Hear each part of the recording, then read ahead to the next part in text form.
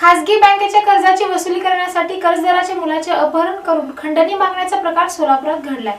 सोलापूरमध्ये खासगी बँकेच्या वसुली कर्मचाऱ्यांची मुजोरी वाढल्याचे दिसून येत आहे। गाडीचे हप्ते न भरल्यामुळे चक्क कर्जदाराच्या मुलाचे अपहरण केल्याचा प्रकार सोलापूरमध्ये घडला आहे। 4 चाकी वाहनाचे हप्ते भरले नाहीत यासाठी कर्जदाराला नोटीस पाठवणे, 4 चाकी गाडी जप्त करणे किंवा कायदेशीर कारवाई करायची सोडून एका खासगी बँकेच्या वसुली कर्मचाऱ्यांनी कर्जदाराच्या मुलाचे अपहरण करत एका गोडाऊनमध्ये डांबून ठेवले। वसुलीसाठी अपहरण करणारे शकील बोंडे, इम्रान शेख, देवा जाधव या तिघांच्या विरोधामध्ये जेल रोड पोलीस ठाण्यामध्ये गुन्हा दाखल करण्यात आला आहे। याबाबत पोलीस उपायुक्त विजय कबाडे यांनी अधिक माहिती दिली। 1 फेब्रुवारी 2025 रोजी जेल रोड पोलीस स्टेशनच्या हद्दीमध्ये एका तरुणाचं अपहरण झाल्याची तक्रार प्राप्त झाल्यावरून प्रकरणाची शहानिशा केली असता काही तरुणांनी, जे तरुण अपहरण करणारे होते ते एका प्रायव्हेट बँकेचे वसुली एजंट आहेत असं निदर्शनास आलं आणि ज्या मुलाचं अपहरण झालेलं आहे, ज्या तरुणाचं अपहरण झालेलं आहे तो कर्जदार म्हणजे 4 चाकी वाहनासाठी कर्ज त्या बँकेने एका व्यक्तीला दिलेलं होतं। त्या व्यक्तीचा तो मुलगा आहे जो वाहन वापरत होता।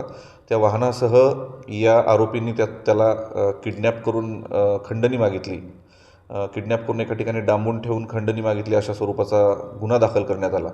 यातील 3ही आरोपींना ताब्यात घेण्यात आलेलं आहे। सदरचे आरोपी हे त्या बँकेचे वसुली एजंट्स आहेत आणि गुन्हा दाखल करून पुढील तपास सुरू आहे। सदरील गाडीचं जे कर्ज देण्यात आलेलं होतं त्या कर्जाचे हप्ते थकल्यामुळे सदरील हप्ते वसुलीसाठी त्या मुलाला त्या वाहनासह अपहरण करण्यात आलं आणि त्याला एका ठिकाणी डांबून ठेवण्यात आलं, त्यांच्या जिथे ती वाहनं ते साठवून ठेवली जातात अशा वेअरहाऊसला, आणि त्याच्याकडून पैशाची मागणी करण्यात। सर्व या निमित्ताने सर्व सोलापूरच्या नागरिकांना माझं आवाहन असेल की अशा स्वरूपाची सक्तीची वसुली बँक अथवा बँकेचे नेमून दिलेले वसुली एजंट जर सक्तीची आणि गुंडगिरी करून वसुली करत असतील तर निश्चित आपण पोलिसांकडे यावं, पोलिसांकडे योग्य तो आपली तक्रार मांडावी।